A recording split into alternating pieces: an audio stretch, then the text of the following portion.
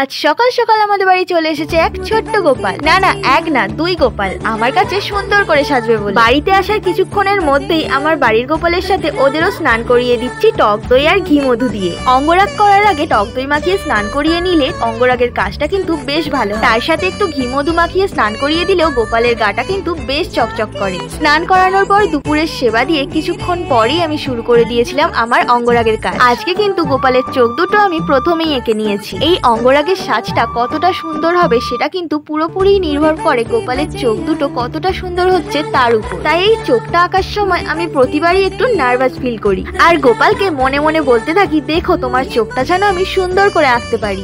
অঙ্গরাগের কাজ কিন্তু এখানে প্রায় কমপ্লিটই বলা চলে। এবারে শুধু পরের দিন একটু ভার্নিশ লাগিয়ে কিছুক্ষণ রোদে রেখে কাজটা পুরোপুরি ভাবেই কমপ্লিট করে নিলাম। আর এই হলো গোপালের ফুল অ্যান্ড ফাইনাল লুক। কেমন হয়েছে অবশ্যই কমেন্ট করে জানিও।